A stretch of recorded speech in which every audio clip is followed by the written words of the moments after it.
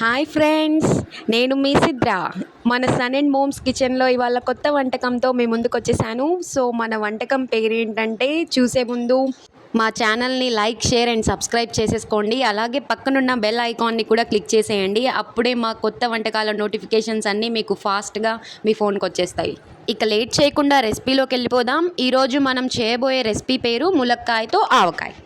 ఇప్పుడు దీనికి కావాల్సిన పదార్థాలు: లేత ములక్కాయలు 10, చింతపండు 150 గ్రాములు, మెంతులు 50 గ్రాములు, ఆవాలు 100 గ్రాములు, నూనె. ఇప్పుడు మనం బాండీలో నూనె వేసుకొని అందులో ముందుగా కట్ చేసి పెట్టుకున్న ములక్కాయ ముక్కలను వేసి దోరగా వేయించుకోవాలి. ఫ్రెండ్స్, ఈ ములక్కాయలు వేగే వరకు టైం పడుతుంది కాబట్టి మనం వేరే కడాయిలో ఆవాలు వేసి వేయించుకొని పక్కన తీసేసుకోండి. అదే కడాయిలో మళ్ళీ మెంతులు వేసి మెంతులు కూడా వేయించుకొని పక్కన పెట్టేసుకోండి. ఈ ఆవాలు, మెంతులు రెండు కలిపి మిక్సీ వేసుకొని పౌడర్లా చేసుకొని పక్కన పెట్టుకోండి.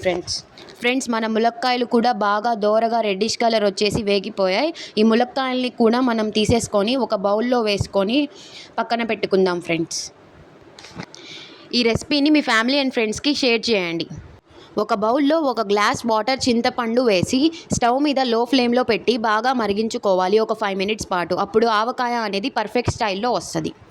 ఇప్పుడు మనం ముందుగా వేయించి పెట్టుకున్న ములక్కాయ ముక్కల్లో 1/2 కప్పు ఉప్పు, 1 కప్పు కారం మరియు ముందుగా మిక్సీ చేసి పెట్టుకున్న ఆవాలు, మెంతుల పౌడర్ని కూడా వేసుకోవాలి. ఇందులోనే మనం ముందుగా మరిగించి పెట్టుకున్న చింతపండును తీసుకొచ్చి మిక్సీలో పేస్ట్లా వేసి ఆ పేస్ట్ని కూడా తెచ్చి ఈ మిశ్రమంలో వేసి బాగా కలుపుకోవాలి. ఫ్రెండ్స్, ఈ మిశ్రమాన్ని మనం చాలా జాగ్రత్తగా కలుపుకోవాలి, లేకపోతే ములక్కాయలు అనేవి చితికిపోతాయి. అప్పుడు పచ్చడి బాగోదు. ఒక కడాయిలో నూనె వేసి ఆ నూనె వేడెక్కాక అందులో ఆవాలు, జీలకర్ర, కరివేపాకు వేయాలి. ఫ్రెండ్స్, నేను జీలకర్రని స్కిప్ చేస్తున్నాను. మా ఇంట్లో ఎవరు తినరు, మీకు కావాలంటే మీరు వేసుకోండి.